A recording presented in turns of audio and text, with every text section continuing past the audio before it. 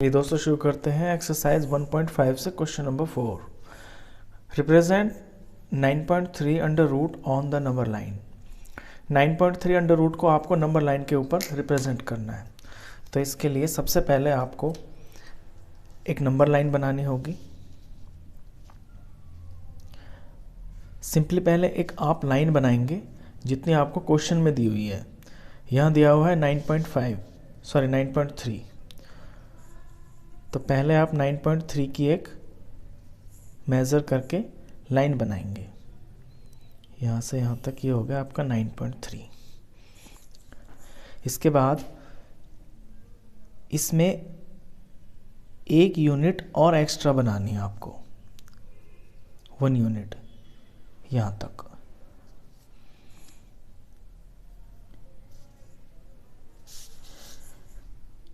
ये A B जो है ये 9.3 है और B से C तक ये 1 एक्स्ट्रा है।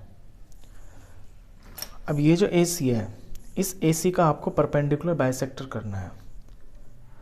परपेंडिकुलर बाइसेक्टर होता है आपका कंपास को यूज़ करके जिस लाइन का करना होता है उसका मोर देन हाफ लेते हैं।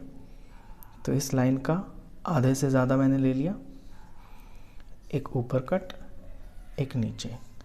इसी तरह से दूसरे पॉइंट से एक इधर एक इधर। अब ये मेरे 2 पॉइंट्स आ गए हैं, इन्हें मैं ज्वाइन कर दूंगा तो इस AC का परपेंडिकुलर बाइसेक्टर हो जाएगा।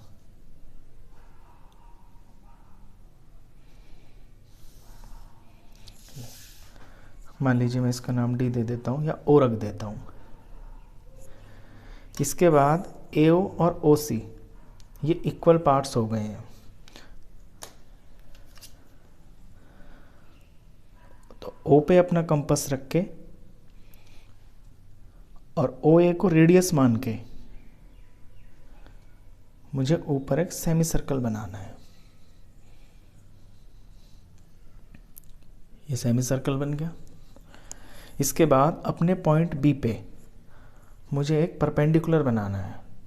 परपेंडिकुलर बनता है आपका 90 डिग्री से, तो सीधा यहाँ पे आपको एक 90 डिग्री का एंगल बनाना है B पॉइंट पे। 90 का एंगल इस तरह बनता है।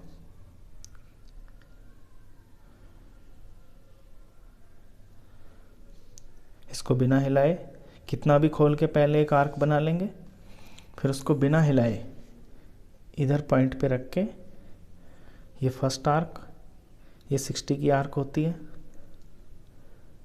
फिर 60 वाली पे रख के ये 120 की आर्क। 120 वाली आर्क को थोड़ा सा आप बड़ा कर देना।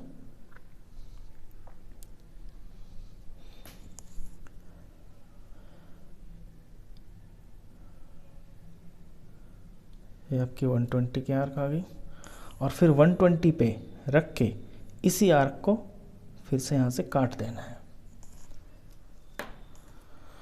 तो ये जो पॉइंट आएगा आपका, ये यहाँ पे B पे 90 का एंगल बना देगा। इसे आप यहाँ से ज्वाइन कर देंगे इस तरह से। अब ये जो आपका 90 का एंगल बना है B के ऊपर परपेंडिकुलर, इसने इस ऊपर वाले सेमी सर्कल को इस पॉइंट पे काट दिया। इसका नाम मैं P रख देता हूँ। तो ये जो PB की लेंथ है, ये जो आपका PB आया है, इस लेंथ की जो वैल्यू है वो आपकी √9.3 ही होगी। अब इसे मैं नंबर लाइन को थोड़ा सा आगे बढ़ा लेता हूँ। B से लेके C तक मेरा एक यूनिट था, मैंने मान लिया B पे 0, C पे 1। तो नंबर लाइन को इसको मैं थोड़ा एक्सटेंड कर लेता हूँ। यहाँ 1, तो ये पॉइंट 2 का, ये 3 का, ये 4 का, ये 5 का। 0 से 1 ये आपका 2, ये आपका 3, ये आपका 4, ये आपका 5। अब मैंने बताया कि ये जो आपका BP है ये 9.3 के रूट की वैल्यू है। तो इस वैल्यू को आप अपने कंपास पर ले लेंगे। इस तरह से इस वैल्यू को कंपास पे ले लिया, फिर अपनी नंबर लाइन पे, यही तो आपकी नंबर लाइन है, यहाँ से 0 शुरू किया है मैंने, अपने 0 पे रख के आप नंबर लाइन पे कट कर देंगे। तो कट होता है आपका 3 के आगे। तो ये जो वैल्यू है एग्जैक्टली ये नंबर लाइन के ऊपर आपकी √9.3 की वैल्यू आ गई। अब √9.3 आप जानते हैं जैसे कि √9 जो होता है वो तो 3 होता है, 3 3 ज़ार 9। अब अगर 9.3 है तो ऑफ कोर्स वो 3 से तो कुछ ज़्यादा ही होगा, यानी 9.3 रूट की वैल्यू 3 पॉइंट समथिंग आएगी, इसीलिए ये 3 से थोड़ा सा आगे कट कर रहा है। तो ये एग्जैक्ट वैल्यू है आपकी 9.3 के रूट की। इसके बाद क्वेश्चन करते हैं दोस्तों फिफ्थ।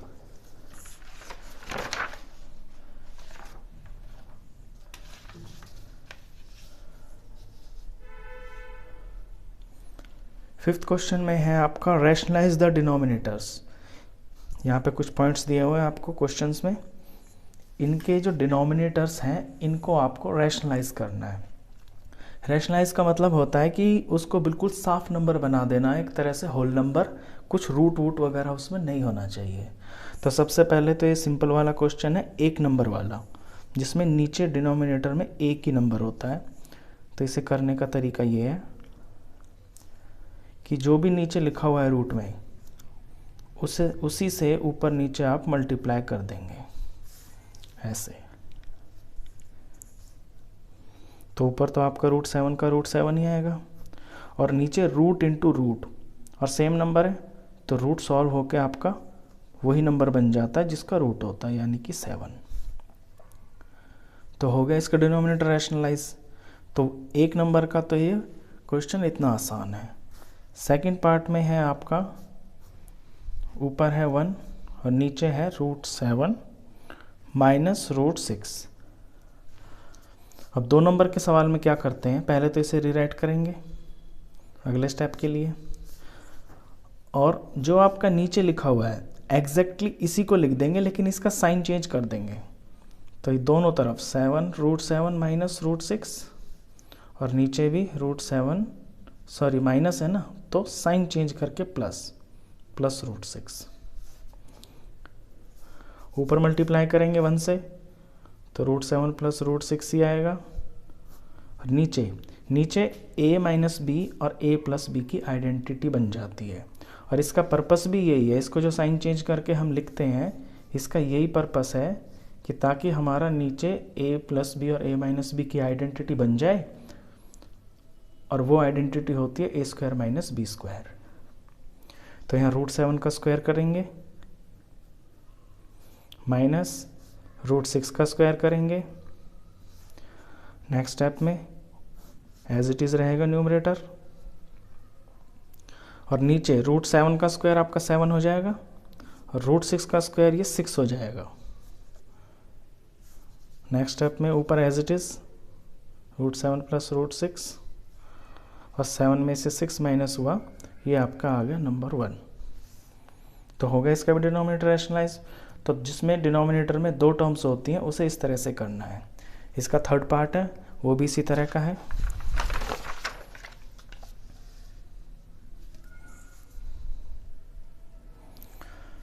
थर्ड पार्ट में है आपका 1/√5 प्लस √2। तो रीराइट करेंगे √5 प्लस √2। अब मैंने बताया कि साइन चेंज करके नीचे वाले को लिख देते हैं, तो यहाँ लिखेंगे √5 माइनस √2, और यहाँ पर भी √5 माइनस √2। अब सिंपली इसको आपको सॉल्व करना है। ऊपर तो यही आ जाएगा 1 से मल्टीप्लाई करके √5 माइनस √2, और नीचे आपकी बन गई identity a plus B a minus B. Identity होती है a का स्क्वायर, यहाँ ये आपका √5 है, माइनस b का स्क्वायर, b यहाँ पे आपका √2 है। नेक्स्ट स्टेप में ऊपर सेम टू सेम रहेगा, √5 का स्क्वायर 5 बन गया, और √2 का स्क्वायर आपका 2 बन गया। लास्ट स्टेप में √5 माइनस √2, और 5 माइनस 2 आपका बन गया 3। तो इसका डिनोमिनेटर इस तरह से रैशनलाइज हो गया। इसका फोर्थ पार्ट वो भी इसी तरह से है, 1/√7 - 2। यहाँ एक पे रूट लगा हुआ है, एक पे नहीं लगा हुआ है, तो इससे कोई फ़र्क नहीं पड़ता, आपको सम उसी तरह से करना है जो ये रूल होता है। √7 - 2, तो मल्टीप्लाई में √7 + 2 और नीचे भी √7 + 2। ऊपर सेम टू सेम क्योंकि 1 से मल्टीप्लाई हो रहा है। अगर यहाँ 1 नहीं होता तो आप इसको 2 से मल्टीप्लाई करते, तो फिर बाहर 2 आ जाता। 2 से मल्टीप्लाई करते तो बारी बारी आप इनके आंसर भी लगाते। अब यहाँ √7 का स्क्वायर है, क्योंकि a - b a + b की आइडेंटिटी लग रही है, और आइडेंटिटी होती है आपकी a² - b²। तो √7 का स्क्वायर - 2 का स्क्वायर। नेक्स्ट स्टेप में ऊपर तक कुछ चेंज ही नहीं हो रहा, और नीचे √7 का स्क्वायर तो हो जाएगा आपका 7, और ये माइनस, और 2 का स्क्वायर आपका 4 होता है। नेक्स्ट स्टेप ऊपर सेम टू सेम रहेगा, ऊपर कुछ भी चेंज नहीं हो रहा, और 7 में से यहाँ पे नीचे 4 माइनस होकर आपका 3 आ गया। तो डिनोमिनेटर आपका बिल्कुल साफ हो गया, रूट हट गया इसमें से। तो इन्हीं को रैशनलाइज बोलते हैं, और ये रैशनलाइज इस तरह से किए जाते हैं। आई होप आपको दोनों क्वेश्चन अच्छे से समझ में आए होंगे। दोनों क्वेश्चन काफ़ी इंपॉर्टेंट है, पेपर में काफ़ी बार पूछे जाते हैं। वीडियो अच्छा लगा हो तो प्लीज़ इसे लाइक कर देना, और 9th क्लास का कंप्लीट मैथ्स पढ़ने के लिए आप इस चैनल को भी सब्सक्राइब कर देना। Thank you.